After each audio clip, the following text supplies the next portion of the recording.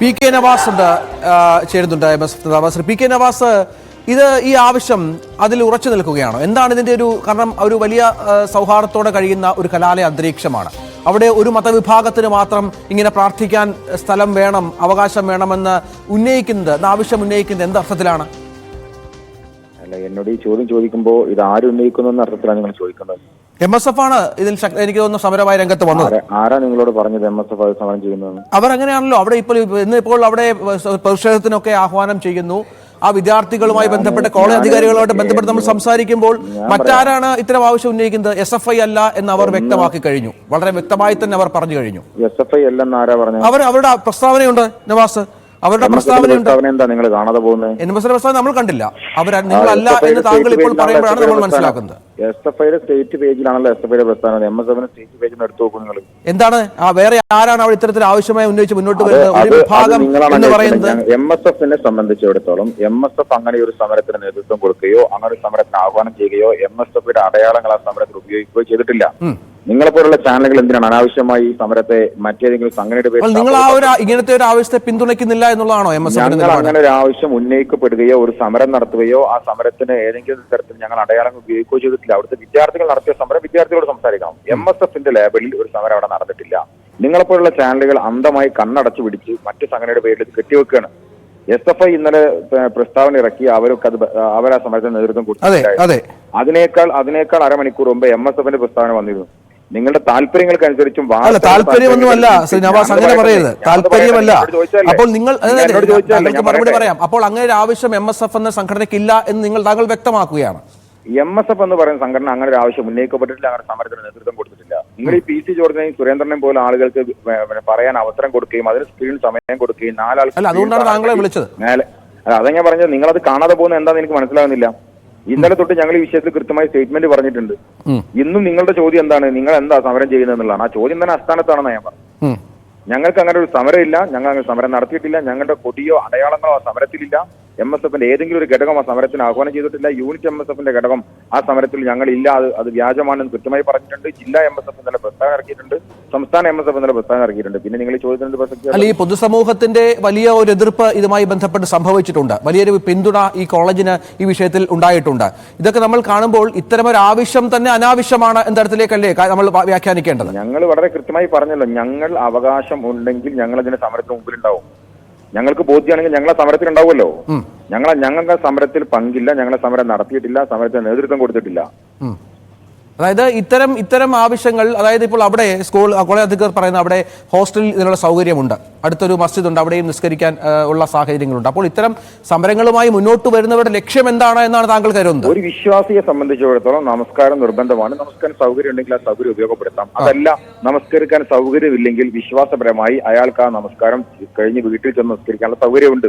അങ്ങനെ പലതരത്തിലുള്ള സഹായങ്ങളും മതത്തിനകത്ത് വിശ്വാസപരമായി ചെയ്യാനുണ്ട്. അല്ലാതെ ഇത് സമരം ചെയ്ത് എനിക്ക് അവിടെ തന്നെ നിസ്കരിക്കാമെന്ന് പറയേണ്ട സാഹചര്യം എന്താണ് എന്നുള്ളത് ആ സ്ഥാപനവും സ്ഥാപനത്തിലെ വിദ്യാർത്ഥികളും അവിടുത്തെ അധികാരികളും അവിടുത്തെ സാഹചര്യമാണ് വിശദീകരിക്കേണ്ടത്. അത് ഈ ആവശ്യം തന്നെ ഉയർന്നത് തന്നെ ഒരു അനാവശ്യമാണ്. ഇങ്ങനെ ആവശ്യം ഒരു വിദ്യാഭ്യാസ സ്ഥാപനത്തിൽ ഉണ്ടാകാൻ പാടില്ല എന്ന നിലപാടാണ് താങ്കൾക്കുള്ളത്. ഞാൻ വളരെ കൃത്യമായി പറയുന്നു, ആവശ്യം ഉന്നയിക്കപ്പെട്ടവർ ഏത് സാഹചര്യത്തിൽ ഏത് ഘട്ടത്തിൽ അങ്ങനെ ആവശ്യം ഉന്നയിച്ചു എന്ന് ഉന്നയിച്ചവരാണ് പറയേണ്ടത്.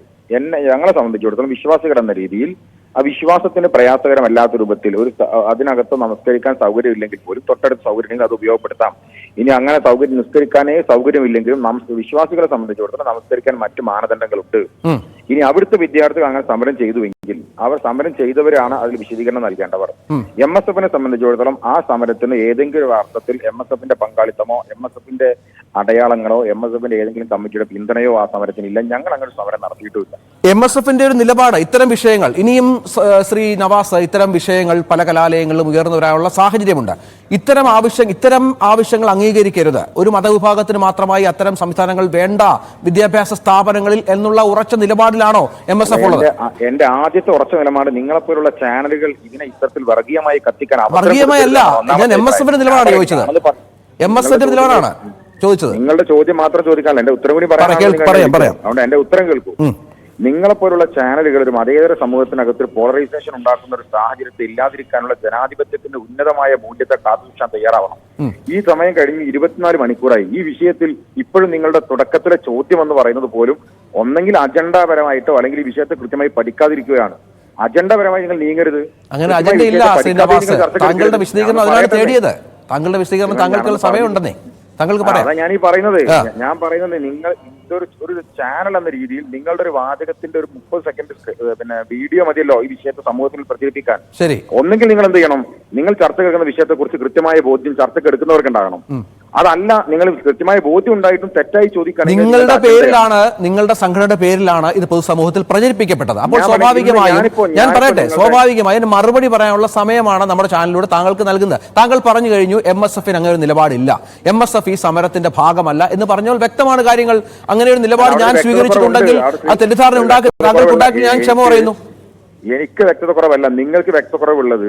ഞങ്ങളുടെ പ്രസ്താവന ഇറങ്ങി ഏകദേശം 10-20 മണിക്കൂർ കഴിഞ്ഞിട്ടും നിങ്ങളുടെ വാർത്തയുടെ പക്ഷെ അപ്പോഴും നിങ്ങളുടെ പേരിലാണെന്നേ ഇത് പ്രചരിപ്പിക്കപ്പെടുന്നത്. അതുകൊണ്ടാണ് നേരിട്ട് സോഷ്യൽ മീഡിയയിൽ അടക്കം സോഷ്യൽ മീഡിയയിൽ അടക്കം ഇത് ഒരുപാട് ചർച്ച ചെയ്യപ്പെടുന്നുണ്ട്. ആരാണ് നിലപാട് എടുത്തതെന്ന്. ഞാൻ ഒരു ചോദ്യം കൂടി, ദയവായി ഒന്ന് ക്ഷമിക്കുക. താങ്കൾക്ക് ഈ നിലപാടെടുത്ത വിദ്യാർത്ഥികളെ പൂർണ്ണമായും തള്ളിപ്പറയുകയാണ് MSF എന്ന് തന്നെയാണല്ലോ അല്ലെ? ഞാൻ എന്റെ വാചകം വളരെ കൃത്യമാണ്. നാളെ ന്യൂസ് 8ക്ക് താല്പര്യമുള്ള വാക്കുകൾ കൊടുക്കാനല്ല ഞാൻ പറയുന്നത്. സമരം ചെയ്ത വിദ്യാർത്ഥികളാണ് ഏത് സാഹചര്യത്തിൽ ഏത് ഘട്ടത്തിൽ ഞങ്ങൾ സമരം ചെയ്തു എന്ന് പറയുന്നത്. MSFനെ സംബന്ധിച്ചിടത്തോളം നിർമ്മല കോളേജിലെ യൂണിറ്റ് MSF കമ്മിറ്റി ഉണ്ട്, അവിടുത്തെ മൂവാറ്റുപുഴ നിയോജക മണ്ഡലം MSF കമ്മിറ്റി ഉണ്ട്, അവിടുത്തെ എറണാകുളം ജില്ലാ കമ്മിറ്റി ഉണ്ട്, സംസ്ഥാന MSF കമ്മിറ്റി ഉണ്ട്. ഇതാണ് ഞങ്ങളുടെ 4 ഘടകങ്ങൾ. ഈ 4 ഘടകങ്ങളും ഈ സമരത്തിൽ ഞങ്ങൾക്ക് പങ്കില്ല, ഞങ്ങളുടെ പേര് ഉപയോഗിക്കുന്നത് വ്യാജമാണ് എന്ന് കൃത്യമായി ഇന്നലെ തന്നെ പറഞ്ഞിട്ടുണ്ട്. ശരി, ശ്രീ PM